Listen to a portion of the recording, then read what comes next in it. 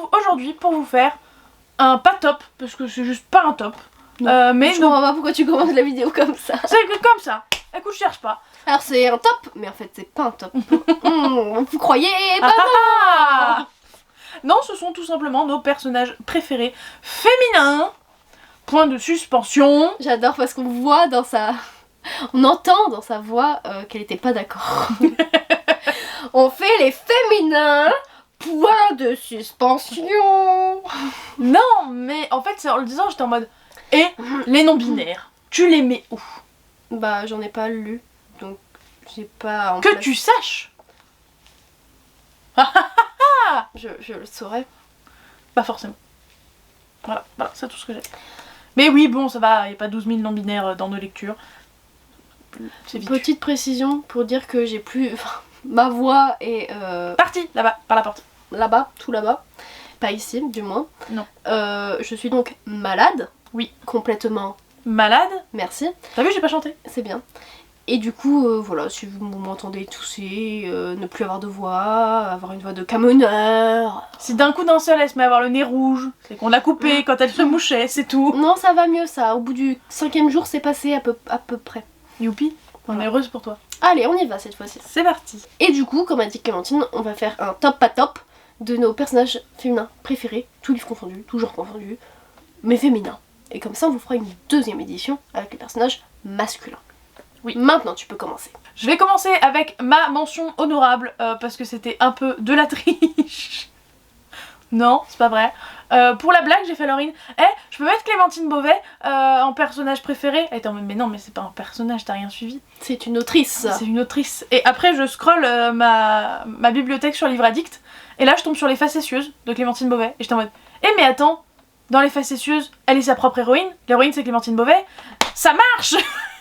Mais du coup, enfin, pas exactement. Vous avez compris ce que je veux dire. Je suis fan de l'autrice, mais enfin... Pas forcément du personnage. Si, aussi, puisque c'est elle, mais ça marche qu'à moitié, vous avez compris. Bref, c'était la mention C'est une honorable. autobiographie. Oui, voilà, Oui, mais... c'est comme si c'était une autobiographie, ça marche pas vraiment, c'est un peu de la triche. Et du coup, classique, on va commencer par Katniss Everdeen, qui est controversée, oui je le sais, voilà, il y a plein de gens qui peuvent pas le piffrer, Katniss Everdeen. Bah, elle a des côtés aussi, Moi, je la peux kiffe. comprendre quand même. Non, moi je la kiffe, moi je kiffe. Un peu chiante la meuf, hein. Oui, mais est-ce qu'on n'aurait pas tous et toutes fait la même chose? La plupart du temps, Non. je pense sincèrement Moi non. que si. Si, Toi peut-être, Si, mais si, moi si. non. si. Moi j'aurais été comme Roux, Oui, d'accord. morte. Super. Ou comme Prime en fait. Oui, j'allais dire comme prime, hein, peut-être. Hein, Moi je suis Prime et toi Katniss, allez va à la guerre pour moi. Allez, oui, Allez. bah va soigner les gens pour te faire éclater la gueule. Allez. Je crois pas l'avoir dit, mais c'est évidemment Katniss Everdeen dans Hunger Games, la trilogie, puisqu'elle est pas dans le préquel, de Suzanne Collins aux éditions PKJ dans les deux cas. Oui, bah oui. D'ailleurs, qu'est-ce que vous pensez du 4e tome préquel qui va être adapté au cinéma? Qu'est-ce que vous en pensez? Alors qu'est-ce qu'ils pensent du livre ou du fait qu'il va être adapté au cinéma? Du Quelle est ta film question? avec bande-annonce, etc. Il y a une bande-annonce. Vous retrouverez peut-être d'autres personnages de cette série dans la version masculine. Bon, peut-être. Non. Bon. Peut-être. Mais toujours est-il que Katniss fait partie de mes personnages féminins préférés. Voilà. Ok. Michel, À mon tour. c'est à toi. Je commence par également un livre qu'on a lu, pas en commun, enfin on n'a pas lu en même temps, mais bref on l'a toutes les deux lu. Jude de Le Prince Cruel, enfin le peuple de l'air. M'en doutais. Donc Jude, tu te souviens de son nom de famille? L'eau. Jude Law. Non, c'est faux. Arrête de mentir. De Holly Black aux éditions Rajo. J'adore Jude, mais genre vraiment parce que je trouve qu'elle est tellement humaine, avec des défauts, qu'elle a soif de pouvoir, qu'elle est un peu cupide, enfin qu'elle aime se battre, et qu'elle est forte, et qu'elle est conne. Et j'adore ça parce que je trouve que ça change, et c'est vraiment le fait qu'elle soit assoiffée de pouvoir. Un personnage féminin principal qui soit assoiffé de pouvoir, est-ce que vous en connaissez beaucoup? Parce que moi pas, du moins pas principal, sinon ils sont vus comme des méchants. Et là, elle est pas méchante. Si tous tes personnages préférés ont ces caractéristiques-là, Oui. j'espère vivement que tes amis ne ressemblent pas à tes persos préférés dans les romans, parce que je vais commencer à m'inquiéter. Non, mais on n'est pas dans une société où on veut tous avoir la soif de pouvoir et tuer des gens avec des épées. Donc non, ça va. Mais ouais, non, je la trouve trop stylée et c'est vraiment ce côté-là que j'ai adoré. Voilà. Et d'ailleurs, petite précision qui sert à rien, mais tout à l'heure, en gros, je lisais Captive, donc mon tout premier livre audio depuis 2 mois environ. Et ta première dark romance ou pas alors du coup au final? Publié, oui. Mais en soi, non. Okay. Parce que j'en lisais beaucoup sur Wattpad. À l'époque de mes 15 ans. C'est laid. Et c'est pour ça que je dis rien, moi, j'avais même pas 15 ans en fait. C'est pour ça que je dis rien aux personnes qui le font alors qu'ils ont 13 ans, parce que je faisais la même chose. T'aurais vu la tête de ma chef quand j'ai dit que t'avais lu les After et 51 degrés à 13 piges. 13 ans, ouais.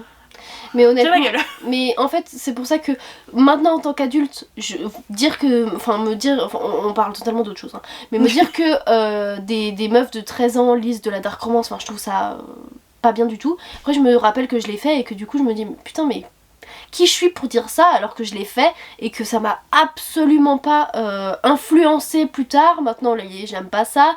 Dans ma vie amoureuse ça m'a absolument pas influencé. Mentalement ça m'a pas influencé. Et c'est les grands trucs qui ont dit bah non parce que vous êtes trop jeune, votre cerveau est malléable, etc. Ça m'a rien fait sur moi. Donc oui ça peut peut-être le faire pour des personnes... même pas plus jeunes, des personnes peut-être plus malléables. Mais moi ça l'a pas fait donc je vais pas... Oui, mais faut voir ça dans un premier temps, et faut voir aussi le fait que t'es déconstruite sur une grosse majorité des sujets. Il y a des gens qui sont pas déconstruits, il y a des gens qui cherchent pas à se déconstruire. Et si tu lis ça comme étant une romance et que t'es en mode oh la romance elle est trop bien, et que t'es pas déconstruit, bah t'es susceptible de reproduire les schémas dans ta vie après. Peut-être, mais moi en effet, et je me rends compte bien plus tard que j'avais même pensé ça, mais en fait je lisais beaucoup de syndrome de Stockholm, etc. Et je trouvais ça trop mignon. Oh regarde comme il s'est attaché à elle, c'est adorable, j'adore, non non.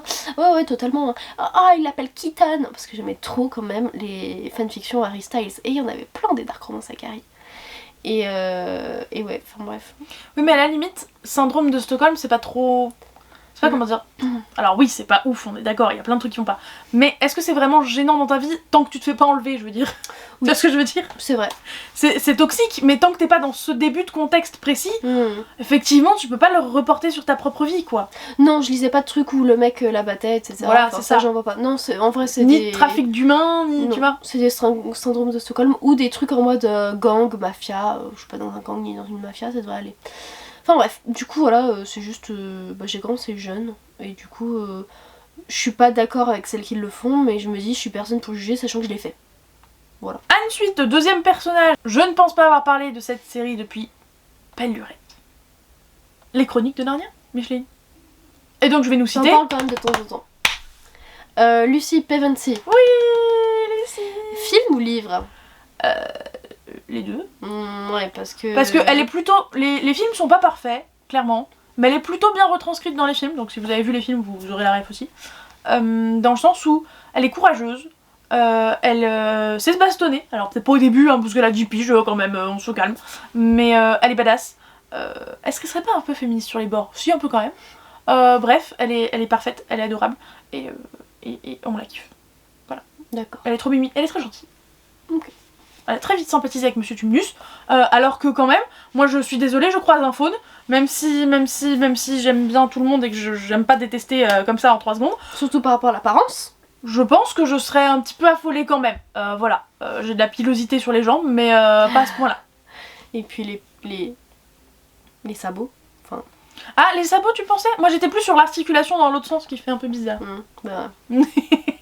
Un personnage dont je vous parle constamment, Rose, dans Vampire Academy. T'es vraiment sûre de ton choix? Oui, parfaitement. Oh. Pas forcément dans le premier tome, mais ce que j'aime c'est son évolution. Oui, bah elle part de loin. Oui, c'est bien sûr, ça c'est... oui, elle part de loin, et c'est d'autant plus son évolution.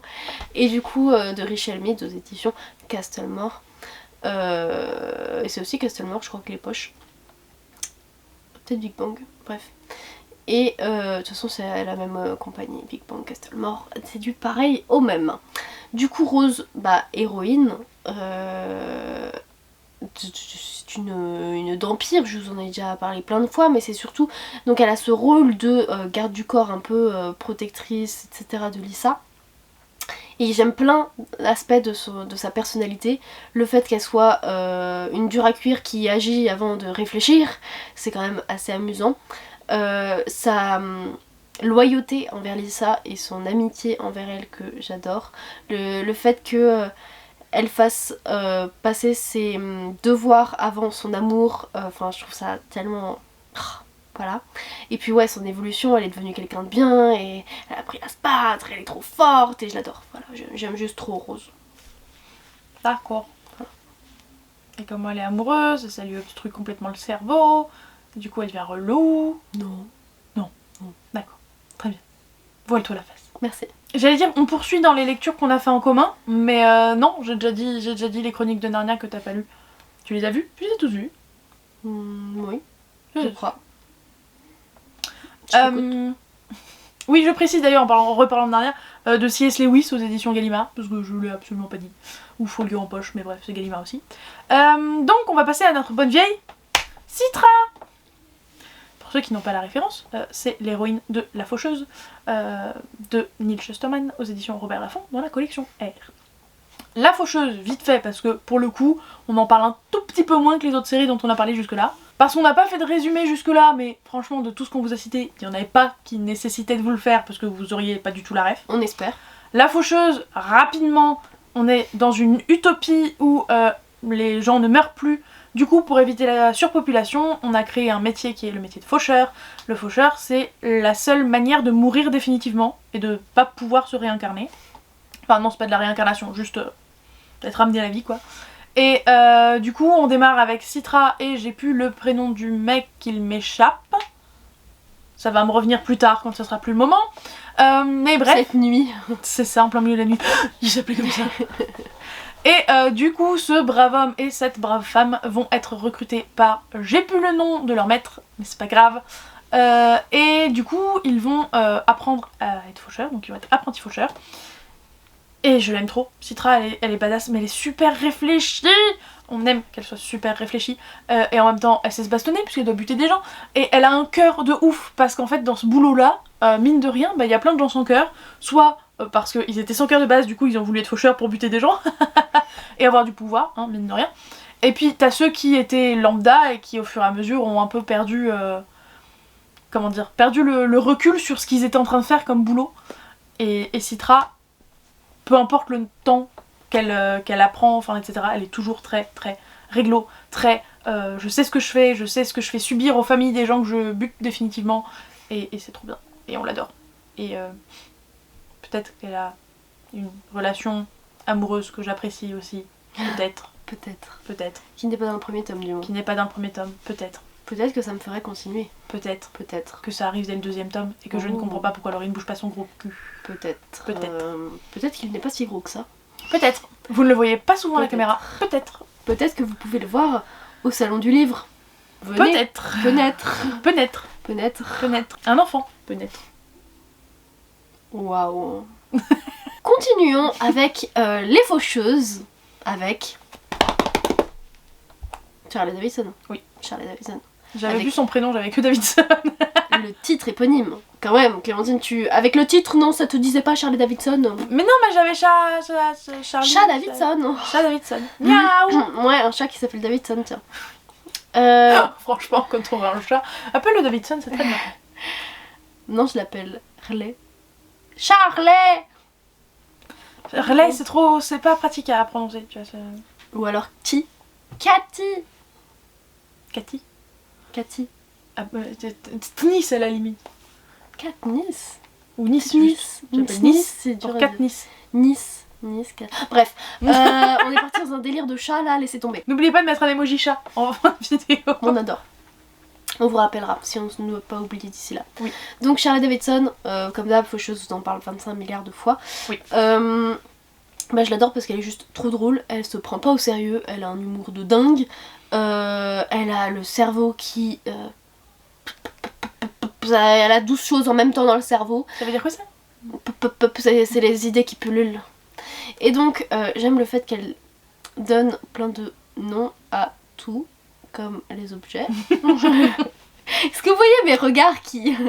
Ça me fait penser à quelqu'un. Je vois pas de quoi tu parles. Moi non plus. Mais elle a même donné quand même des noms assez sains. Non, moi j'en suis pas là. C'est Roger et je sais plus quoi. Il y a un Oui, moment... oui, les Roger peut-être. Il y a un moment dans ma vie, j'ai voulu et j'étais en mode non, what the fuck, qu'est-ce que tu fous? Elle était pas loin. Elle était pas loin. Elle a même donné un nom à sa douche et elle adore dire Charlie Davidson quand elle va dans sa douche. J'adore, bref. Non, Elle communiquerait avec les objets, je dis pas, mais... Non, mais elle est complètement frappadingue en fait Oui. et j'adore ça. Vraiment, je la Oui. trouve hilarante. Du coup, Oui. voilà, Charlie. Moi, ce que j'adore, c'est que Laurie fait souvent le parallèle entre nous, donc à chaque fois qu'elle fait des compliments à Charlie, je les prends pour moi. T'es quand même pas à ce Elle est point-là. hilarante. Après, peut-être que si Elle est magnifique, elle est incroyable, elle est tellement intelligente. J'ai pas dit ça. Ah, Mais mince. peut-être que si j'étais dans ta tête, par contre, ça me donnerait l'impression d'être dans le livre de Charlet. Ça, je dis pas. Mais j'en vois pas autant Et chez probable. toi que c'est possible, ça m'étonnerait pas. Bon, est-ce que jusque-là, tu as des personnages... Enfin, parmi mes personnages, il y en a qui te surprennent? Ouais, c'est celle de la faucheuse. Je sais D'accord. pas. Mais si je te dis Esther Parmentier... Ça me surprend pas. Ah bon? T'es pas surprise? Bizarrement. Non. Non. Donc Esther Parmentier, c'est l'héroïne Moi, ça me fait d'Esther beaucoup... Ça me fait Parmentier. beaucoup penser à Hachi Parmentier maintenant. Bah oui, forcément. Hein, elle s'appelle Parmentier, je veux dire. Sorcière stagiaire de Maëlle Dezard, aux éditions Rajo. J'ai eu un petit bug. Ils sortent en poche, non? Oui, le premier est sorti en poche, pour être Ah, exact. j'ai jamais croisé encore. Non, parce que comme c'est une petite maison d'édition et que la série en elle-même a pas eu un succès de dingo, si tu le commandes pas, tu l'auras probablement pas en magasin. Voilà. Bref, moi je vous la recommande très chaleureusement, très chaudement. Mais Esther, c'est une geekette. Ronde, absolument hilarante, intelligente. Enfin bref, elle a tout ce qu'il faut. Elle a tout ce qu'il faut. Là où Sauf la condition physique. Parce que je rappelle brièvement que en gros elle est un peu comme Charlie Davidson dans le sens où elle mène des enquêtes policières mais mêlées à de la magie, enfin c'est comme ça. Elle recherche des vampires, ce genre de truc. Quand t'as une course poursuite avec un vampire et que tu n'es pas capable de courir sur 200 mètres, ça devient délicat. Voilà. Ça devient 200 très, mètres, très ça peut être long, hein. Ben oui, je suis bien d'accord que c'est très long 200 mètres. Mais quand tu te fais courser par un vampire, je pense que toi comme moi, même si on n'aime pas courir, l'adrénaline fait que tu cours quand même. C'est vrai. Même pieds nus, Elle je pense que peut je pas. courrais. Pour vous donner un exemple, c'est un exemple que j'aime bien donner pour vous donner le caractère d'Esther Parmentier. Il y a un moment, elle était en train de se plaindre parce qu'elle devait se doucher, je crois, dans une douche d'hôtel. Et elle racontait qu'elle avait ses bourrelets derrière elle, qu'elle devait les ramener dans la douche parce qu'ils rentraient pas. Oh. Voilà, ça vous donne une image fabuleuse. On kiffe notre bonne vieille Esther. Voilà. Très bien. Personnage suivant, j'ai mis Pénélope. Je me souviens plus de son nom de famille avant qu'elle soit Madame Bridgerton. Oh, Puisque c'est un c'est... spoil. Oui. C'est l'héroïne du tome 4 avec Colin Bridgerton. Et je l'adore en fait. Donc les chroniques de Bridgerton de Julia Quinn aux éditions J'ai lu. Pénélope, je trouve qu'elle a beaucoup d'esprit. Comme ils disent dans les romans historiques. Elle a beaucoup d'esprit. Oui, c'est vrai, c'est drôle. Oui, c'est vrai, ils disent ça. Hein. Non, mais c'est vrai. Et du coup, ouais, je la trouve très très intelligente. Et en fait, ça se voit pas forcément parce que elle est grosse. Et que du coup, personne la regarde. Et qu'elle est vieille fille. Et que voilà. Mais en fait, Pénélope, elle est super intelligente. Et elle est assez drôle. Et j'ai beaucoup aimé suivre son personnage en tant que personnage principal. Parce que je l'avais beaucoup remarqué dans la série. Mais dans les livres précédents, je trouve qu'on la voit pas assez. Et quand j'ai suivi vraiment son livre avec le personnage principal, j'ai juste trop kiffé. Oui, Clémentine, je t'écoute. Moi, j'ai une vraie question. Dis-moi, À toi, comme à vous. dites-nous. Il y a des stéréotypes dans la littérature. Et là, je viens de mettre le doigt sur un stéréotype. On essaye de faire bien voir les gros. Et du coup, quand ils sont gros, ils sont toujours intelligents. Ou en tout cas, très souvent. Moi. Mais je suis désolée de vous décevoir, il y a des gens qui sont gros et cons. Voilà. Je suis pas forcément d'accord. Il faudrait un petit peu de représentation. Je suis pas forcément d'accord que les gros soient mis comme intelligents. Bah, j'ai l'impression que c'est souvent le cas. En fait, souvent, oui, ils sont gros, mais regarde cette méga qualité qu'ils ont de ouf. Oui, il y a quelque chose pour compenser. Je suis en mode. Bah écoute. Alors tant mieux, hein, c'est un peu un mal pour un bien, entre guillemets. Mais, Parce que tu peux pas être gros et méchant en plus, quand même, faut pas abuser. genre, ouais, des gros méchants. C'est de l'humour, hein, je précise. Et du coup, voilà, Pénélope, clairement, cœur sur elle. Je la trouve absolument géniale. Et puis voilà, hein. Mais elle est trop bien dans la série aussi. Regardez la chronique des Bridgerton. D'ailleurs, en mai, il y a une saison préquelle qui sort sur la reine Charlotte. Donc la reine dans la chronique des Bridgerton qu'on voit pas dans les livres, mais qu'on voit dans la série. Et du coup, il y a un livre qui sort de la série, qui est du coup co-écrit par la productrice scénariste Shonda Rhimes, qui a aussi écrit Grey's Anatomy, enfin qui a fait Grey's Anatomy, et donc il fait la chronique des Bridgerton, donc c'est coécrit par elle et Julia Quinn. Voilà, du coup il y a le livre pareil qui sort à peu près en même temps que la série, je dirais dans 1 mois, 2 mois, et il est violet, il est trop beau, j'adore. Voilà. Faut absolument regarder les Bridgerton. Oui. Regardez les Bridgerton, les Oui. gens. Toi aussi, hein? Oui, regardez les Bridgerton, les Oui, gens. toi aussi. Et on va entrer dans cette première rêve que Laurine n'a absolument pas. Jusque-là, même si t'as été surprise, tu avais toutes les rêves. Tu as lu au moins un livre de tous ceux que j'ai cités, ou t'as les rêves en film. T'avais tout. Mais là, si je parle de Komi, tu sais pas de qui je te parle. Non. Et pourquoi? Parce que c'est un... Manga. Oui, bravo. Donc Komi cherche ses mots. Je vous en ai même pas parlé à vous non plus, puisque j'ai vu l'animé. Les animés, je vous en parle pas outre mesure. J'en ai peut-être parlé dans mon dernier favori, et encore j'ai un doute. Dans le doute, je vous le mets quand même là-haut. J'ai cru qu'elle allait me crever un œil. Allez. Mais je n'ai lu les 2 premiers tomes que récemment, donc je sais que j'ai pas encore tourné d'update dessus. Donc, en tout cas, en parlant de livres, je vous en ai pas parlé. Donc Komi, c'est l'héroïne de Komi cherche ses mots. De je n'ai pas le nom de l'auteur. Je crois que c'est aux éditions Pika, mais même ça, je suis pas sûre. Comme je vous ai dit, je l'ai pas présenté en vidéo, alors je l'ai pas retenu. Et donc, de quoi ça s'agit? On est dans un lycée. De quoi ça s'agit? Oui. D'accord. Oui. Ok. Oui. Oui. Ok. Donc, de quoi il s'agit, si Merci. tu préfères? Je préfère. On est dans un lycée et Komi, je sais plus si c'est parce qu'ils sont en seconde ou si c'est parce que Komi a changé de lycée, mais Komi débarque dans ce lycée et elle est adorée par tout le lycée instantanément. Ah, c'est une... Ah bah... Oh, putain, je suis con. Je vais dire, oh, c'est une femme, alors qu'on fait que les personnages féminins dans cette vidéo. Eh, c'est toi qui as insisté pour les personnages féminins. Là, je Mais sais pas ce que Komi, tu je poses. pensais à un mec en fait, donc... Parce que tu pensais au Komi de cuisine? J'y pensais. Je dis que c'est un manga... Culinaire? Oui. Non, pas du tout. Je sais que t'en regardes. Enfin, J'en ai regardé un, ouais, effectivement. Donc Komi arrive dans ce lycée et elle paraît pour très parfaite en fait, juste parfaite. Elle C'était est moi magnifique. Magnifique, ouais. Attends, elle est grande. Ouais. Oui, bien sûr. Bref, elle est athlétique. Ouais. Elle est parfaite. Elle est parfaite et Oui. tout le monde veut absolument devenir amie avec Komi. Sauf que Vous Komi aussi. passe pour très hautaine parce qu'elle ne parle à personne. Elle ne répond à personne. Elle les ignore tous. Exactement. Et en parallèle de ça, on a Tadano, qui est un personnage masculin trop cute. Genre, il a une fleur dans les cheveux. Oh. Voilà. La définition de personnage trop cute. Personnage masculin avec une fleur dans les cheveux. Voilà. Trop mignon. En dégradé ou...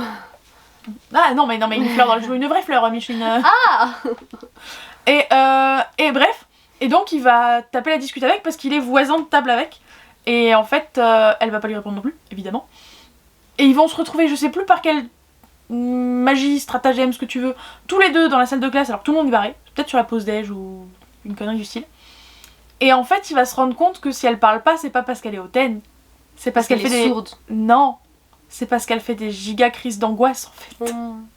Et que du coup, elle est angoissée au possible et qu'elle n'ose pas parler aux gens et que, en fait, elle a de l'anxiété sociale et elle est incapable de parler aux gens. Mm. Problème, son rêve dans sa vie, c'est d'avoir 100 amis. Et du coup, Komi cherche ses mots, c'est ça. C'est la quête de Komi et Tadano pour faire en sorte que Komi ait 100 amis. Trop Parce que mignon. tu peux pas vraiment appeler ami quelqu'un qui t'admire de ouf mais à qui t'as jamais parlé en fait. Donc il va falloir qu'elle parle à des gens. Et du coup, faut qu'elle parle à des gens, sauf qu'elle veut pas parler. Du coup, elle parle avec un écriteau par exemple, enfin ce genre de truc. Et même parler avec un écriteau, c'est Trop mignon. difficile. Et du coup, elle est absolument mimi. Comme je l'ai dit au tout début, elle est magnifique, elle est athlétique, elle est adorable. Et au fur et à mesure vraiment de la série, elle est en train de grappiller en fait des amis un à un et elle va avoir une relation différente avec toutes les personnes. Et c'est trop mignon. Et Komi, elle est trop chou, elle est adorable. Et franchement, si vous avez jamais regardé l'animé, regardez au moins l'épisode 1. Je veux dire, c'est 20 minutes un animé, enfin un épisode d'animé. Regardez au moins l'épisode 1 entre les visages qu'elle fait. Quand elle est mignonne, elle a des petites oreilles de chat qui lui poussent là. Elle est absolument adorable. Et puis les petits bruits de quand elle essaye de parler mais qu'elle ose pas, mais qu'elle est toute timide. Oh. Ah, c'est juste adorable. Elle est juste adorable. Comme il cherche ses mots. À savoir, pour l'anecdote drôle, c'est sorti en animé en France avant de sortir en manga, parce que ça a eu beaucoup de succès, donc sinon je pense pas qu'il y aurait eu de manga, bref. Et il y a un enfant qui est venu me le demander au boulot, et le truc c'est qu'il a vraiment mâché ses mots, et je connaissais pas du tout à l'époque, et il m'a demandé comment il cherche ses mots, très vite ou très baragouiné, tu vois. Et du coup j'ai demandé comment ça s'appelait, et il m'a appelé Komi, du coup, forcément, et après il a commencé à m'appeler cherche ses mots. Parce que moi en fait j'ai cru que c'était du japonais, genre j'ai cru que tout le titre était en japonais. Et c'est son daron qui était à côté qui fait non mais c'est bon ça va, elle sait écrire cherche ses mots. J'étais en mode ah c'est ça qu'il m'a dit, ah oh d'accord. Oh non, c'est voilà. Adorable et gênant à la fois. Du coup maintenant je connais la série, y a pas de souci, j'ai la ref, mais Et le daron il t'a regardé comment? J'ai pas regardé le daron, j'étais quasiment face à face si vous voulez avec le gamin et à côté il y avait le daron donc j'ai pas pu. Tu t'es débaissé?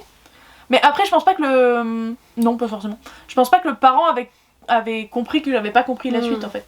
C'est lui qui m'a permis de comprendre, donc du coup il a pas dû capter. Enfin voilà, c'était l'anecdote. Et ben moi je vais vous parler de Calista. Et vous dites Calista? Mais qui c'est celle-là? Qui c'est? Et quand je vais vous dire dans quoi, vous allez dire dans To Young de Margot des Bortoli. Aux éditions addictives, la collection Love. Tu allais le faire aux éditions addictives. 2, figure-toi. Bon. Et To Young du coup c'est une romance, mais c'est pas avec Calista la romance. Calista c'est la meilleure amie. Un peu folle dingue? Oui. Oh bah tiens, quelle surprise! Mais j'ai jamais vu un personnage pareil, parce que j'en ai lu plein des meilleures amies folle dingue. Mais Calista est absolument incroyable. Elle est folle, elle est drôle, et je trouve que sa relation avec Mia, donc l'héroïne, est vraiment explorée. Un peu comme si c'était... Enfin, oui c'est une romance, mais c'est vraiment exploré comme dans... Non mais la phrase c'était comme dans son... La capucine, il y a pas de plancher. Ça c'est ce qu'on fait à la piscine, Clem. On n'est pas dans une piscine. Ça a coupé, je sais plus ce que je disais. Mais du coup, Calista est absolument incroyable.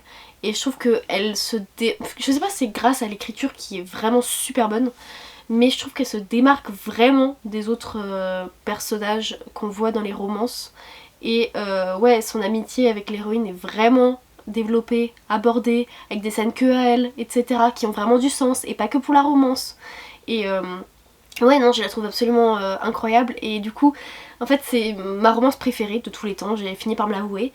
Et je l'ai fait lire à ma meilleure amie, parce qu'il fallait qu'elle lise ma romance préférée. Et elle l'a lu là récemment, il y a quelques jours, il y a une semaine. Et en fait on a acté qu'elle était la meilleure amie totalement dingue, folle et qui me fait rire, et que du coup moi j'étais le main character. Et du coup bah, on s'identifie un peu cette relation et j'aime d'autant plus. Oui. C'est quand Boudiou de Boudiou qu'on va avoir la romance pour la meilleure amie. Alors pas pour la meilleure amie, mais que ce fameux voilà, personnage de la meilleure amie cinglée et sa romance avant. Et ben moi je peux te le dire puisque c'est mon prochain personnage. Est-ce que je commencerai pas du coup pour faire une petite transition? Allez, pars sur la transition. Allez. Bah écoute, personnage féminin un peu fou, on commence par elle, je te dis les dieux du campus, où tu te moquais de ce foutu titre. Tome 1, Léander, je te parle de Nyx. Nyx qui est complètement dingue. Je t'arrête 2 secondes. Oui, je me fous encore du titre. Enfin, je suis désolée, approuvez-moi les gens s'il vous plaît. Les dieux du campus. Les dieux du campus. Mais moi j'aime bien, je trouve que ça va. Oui, mais ça fait trop les dieux du stade, on est encore pire. Enfin, je trouve ça va. Ça veut pas dire que la romance dedans est pas qualitative, c'est juste que le titre est... Non. Je crois que tu n'imagines pas les titres que j'invente pour Addictive. Donc... Pourquoi que tu inventes? Parce que je travaille beaucoup sur les relookages, donc c'est les e-books qui ont déjà été publiés et qu'on republie. Et je travaille beaucoup dessus. Et c'est moi qui fais les propositions de titres, notamment.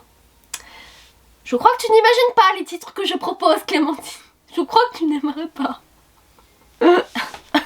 Voilà, crève dans ton coin, c'est ta punition. Si vous êtes abonné au compte Instagram d'Addictive, à chaque fois qu'on fait un relookage, on le met en story le jour de la sortie. Donc avec l'ancienne et la nouvelle couverture, et nouveaux titres, etc. Souvent les titres viennent de moi, donc si vous voyez les nouveaux titres, vous pouvez vous dire que bon après ça a été Laurine approuvé, des indélivrables, la chine corrigé, etc. Mais ça fait partie souvent, pas toujours, des propositions que j'ai données. Mais voilà, c'est ma petite fierté, mais c'est pas une fierté. Bref. Ça devrait être une fierté. C'est une fierté, Mais si tu proposes des titres de merde, effectivement, je comprends. Je propose des titres qui correspondent à la maison d'édition. Et ils aiment beaucoup mettre le trope dans le titre. En même temps, c'est logique. Si t'as le trope dès le titre, ça peut mieux Bah marcher. oui, mais on se retrouve avec au moins 10 à 15 bouquins chez Addictive avec le colloque dans le titre. Bah oui. Donc c'est compliqué au bout d'un moment, parce qu'en plus il faut vérifier qu'aucune maison n'a publié quelque chose avec le même titre. Tu me passes coloc? Donc c'est compliqué. Enfin bref, rien à voir. Du coup, Beaucoup de digressions. Je parlais de Nyx dans Les Dieux du Campus, qui est absolument drôle, incroyable, sans filtre. Et puis sa rencontre avec le mec, c'est quand même parce qu'elle lui vomit sur les pieds. Allez. Tu te rends compte du niveau de la nana. Pourquoi lui vomis-tu, je te prie? Si c'est pas spoilant. Je crois qu'elle a bu. Je crois D'accord. qu'elle avait trop bu. Non, parce que pour la micro-anecdote... Non, d'ailleurs, je suis pas sûre, ça se trouve, elle a une gastro, je sais plus. En tout cas, elle lui vomit dessus. D'accord. Pour la micro-anecdote, moi, quand j'étais au début de mes relations amoureuses, je faisais des crises d'angoisse tellement intenses que je vomissais sensiblement partout. Donc je demandais parce que ça aurait pu m'arriver, en fait, tout bonnement. Ouais, mais Voilà. non, là, elle s'en bat les couilles de lui alors que c'est le capitaine. Et non, elle s'en Crochet. bat la rate. Et du coup, pour se foutre de sa gueule, elle l'appelle Zeus d'ailleurs. Ça, c'est drôle. Mais du coup, ouais, non, c'est... Nyx, Zeus. Il y a beaucoup de joutes verbales, enfin elle est très drôle, très amusante et du coup c'est un peu... En fait ça aurait pu être la meilleure amie, je trouve dans un autre bouquin, et là du coup c'est l'héroïne. Donc voilà. Mais est-ce qu'elle a une meilleure amie normale et qui sert à rien?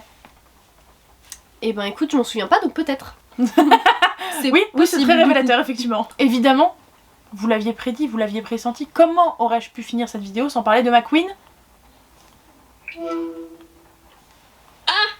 Salut. Ça répond à ta question?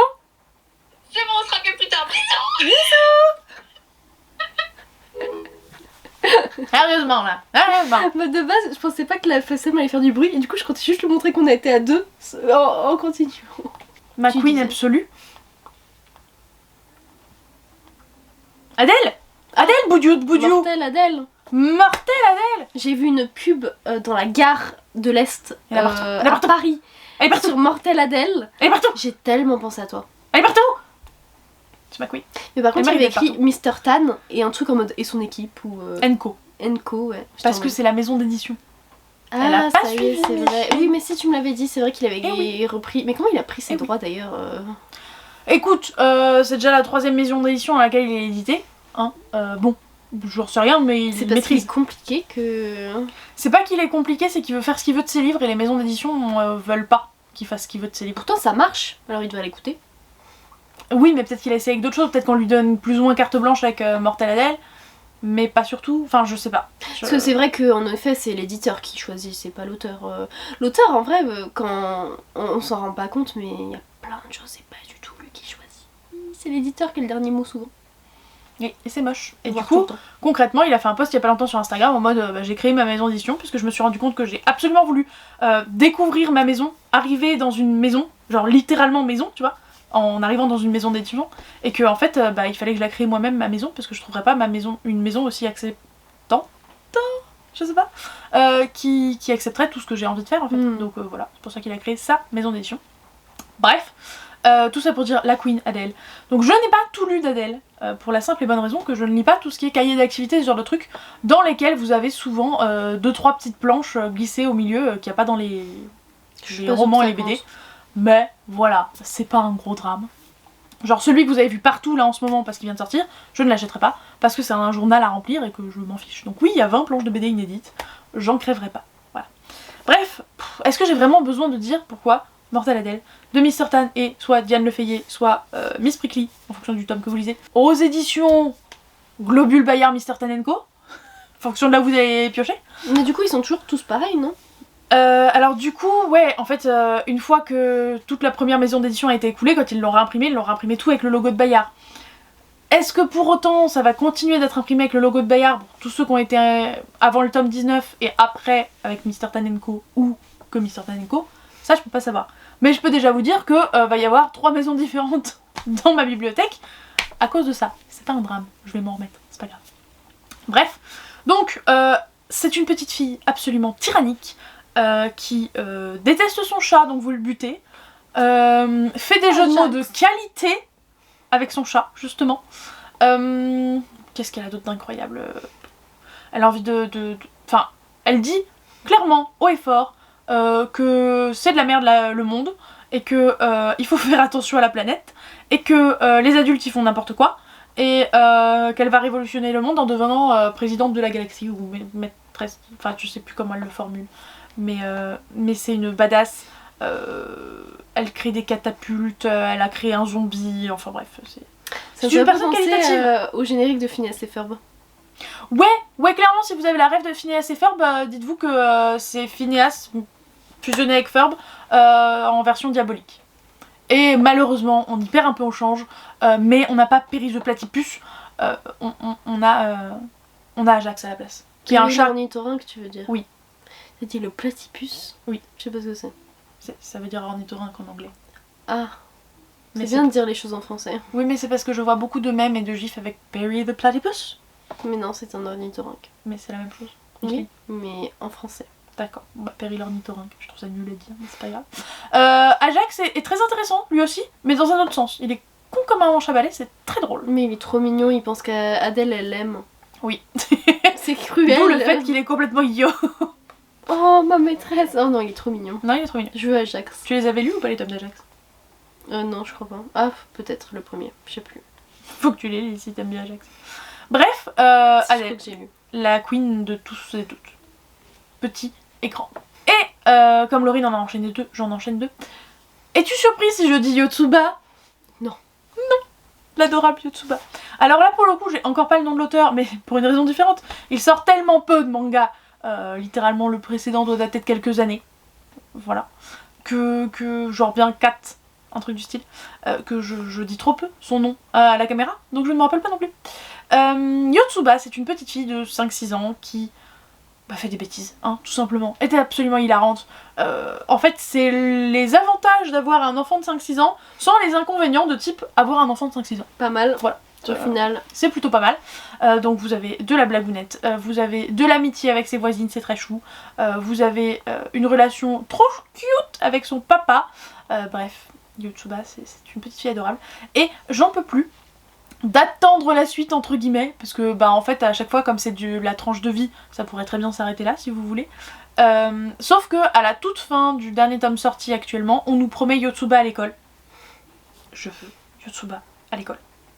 Elle va faire tellement de conneries. Mais c'est pas des conneries comme Adèle, vous voyez. C'est genre Adèle elle fait vraiment des grosses bêtises ou des trucs vraiment dégoûtants, genre mettre des rognures d'ongles dans une tarte et la faire bouffer à sa grand-mère, ce genre de truc. Voilà, c'est dégueulasse. Yotsuba elle est trop mimi. Yotsuba elle est Des bêtises d'enfants quoi. C'est des gentilles bêtises. Pour vous donner un exemple, il y a une scène où Yotsuba elle apprend à propos du réchauffement climatique. Elle est en mode mais ouais mais du coup faut pas mettre la climatisation si ça fait de l'électricité et si ça consomme de l'énergie, enfin vous avez l'idée. Et son père il est en mode non mais je suis en train de crever de chaud, je vais pas éteindre ma clim en fait, il va falloir que j'argumente. Il fait non mais du coup comme c'est de l'air froid qui sort de la clim ça refroidit la planète. Ah d'accord, ok. Puis ça va en mode ah d'accord, ok.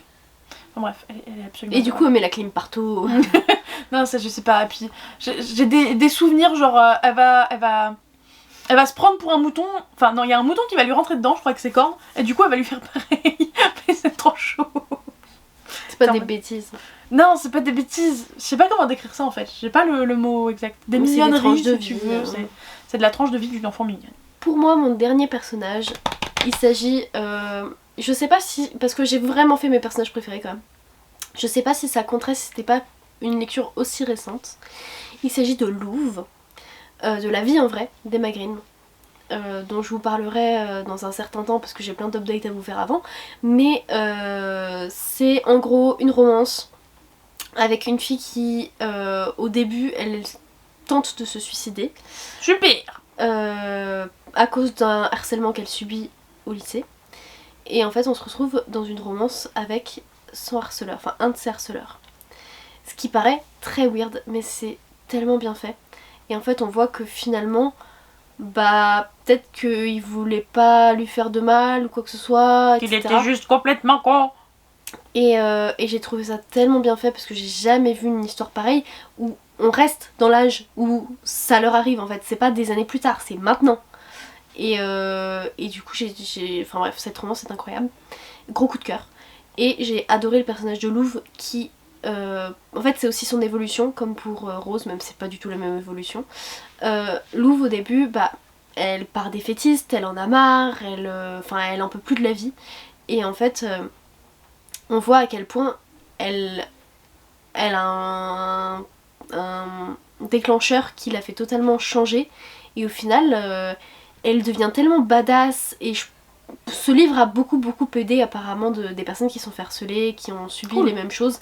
Et vraiment c'est pour ça que c'est le préféré maintenant des Emma Green, parce qu'elles ont vraiment eu l'impression d'avoir servi à quelque chose. J'en ai parlé avec Emma Green blonde. C'est très dur pour moi parce que maintenant je connais leur prénom. C'est pas public? Leur prénom non. Du coup Emma Green blonde, j'en ai discuté avec elle et elle disait que son préféré c'était La vie en vrai, parce qu'elle avait l'impression vraiment d'avoir servi à quelque chose, parce qu'elle savait que ça avait vraiment beaucoup aidé de personnes qui du coup avaient commencé à répondre en fait à ce qu'on leur faisait, et que ça pouvait changer des choses, ou même ceux qui s'étaient fait harceler il y a longtemps, et que ça leur a permis de mieux avancer. Et ouais non, en fait Louve je la trouve tellement forte, et ouais, c'est son évolution, c'est la manière dont elle a changé, dont on voit qu'elle a une vraie personnalité. Avant elle aimait se cacher, etc. Et ouais, j'aime beaucoup Louve, voilà, et j'aime trop son prénom. Très bien madame. C'était mon dernier personnage préféré féminin. Et enfin, tout dernier personnage de cette vidéo, il s'agit d'Erika. Et les princes d'Erika et les princes en détresse, exactement, de Yatou, auto-édité. Alors, actuellement 2 tomes de sortie dans cette superbe série graphique. Et on suit Erika, qui est princesse de j'ai plus le nom du royaume. Et bah clairement elle veut devenir reine, elle veut passer sur le trône. Et elle va voir sa daronne en mode ouais maman, je veux passer sur le trône. Et elle est en mode et oui. Pas le trône des toilettes. Non. Et ça aurait pu hein, franchement, on sait pas. Et sa mère lui fait oui bon bah épouse un prince. En mode t'es drôle toi. Non en fait. Parce qu'on est, j'ai oublié de le préciser, dans un monde où les stéréotypes de genre et ce qui est attendu de chaque genre est complètement inversé. Donc c'est les femmes au pouvoir, les mecs pas au pouvoir. On va dire ça comme ça pour être sympa. Bref. Et du coup quand sa mère lui dit bah va épouser un prince, elle est en mode non, ça va pas la tête. Oui bon bah dans ces cas tu vas devoir accomplir des quêtes. Et en gros il faut qu'elle sauve tous les princes en détresse. Et c'est trop bien. Juste c'est trop bien. Cette série est trop bien. Erika est si badass. Elle est badass, elle est archi, bah forcément féministe par la force des choses, puisque... mais c'est normal dans son monde. Quoique oui et non, pas forcément féministe du coup. Parce que le féminisme c'est vouloir l'égalité entre les hommes et les femmes. Or là, elles ont le pouvoir, est-ce que vraiment elle veut que les hommes soient leur égal? Non. Pas sûr, non. Ouais, pas sûr qu'elle soit féministe au final. Non. Elle est féministe de notre point de vue, mais le personnage en lui-même il est pas vraiment féministe. Mais elle est badass au possible, elle a des compagnons de route très marrants qui font ressortir d'autres caractéristiques d'elle, enfin voilà. La manière dont elle sauve les princes, elle en a tellement... Mais rien à battre des princes qu'elle sauve. Genre elle les sauve mais vraiment juste pour avoir le royaume, elle en a rien à carrer. Hein. Eux ils sont pleurnichards et tout. Eux ils sont pleurnichards, ils sont en mode ah sauvez-moi. Elle est en mode tu es sauvé, maintenant je vais en sauver un autre, j'en ai rien à foutre de ce que tu deviens, allez. Bref, je kiffe Erika. En temps normal, pour partager la discussion, Laurine aurait conclu cette vidéo. Mais Laurine étant trop KO, elle ne parlera plus. Je suis pas KO, c'est que j'ai mal à la gorge.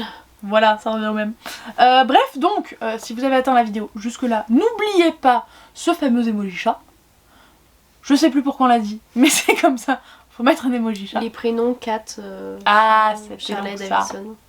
On vous invite vivement à mettre un petit pouce en l'air. Et un commentaire.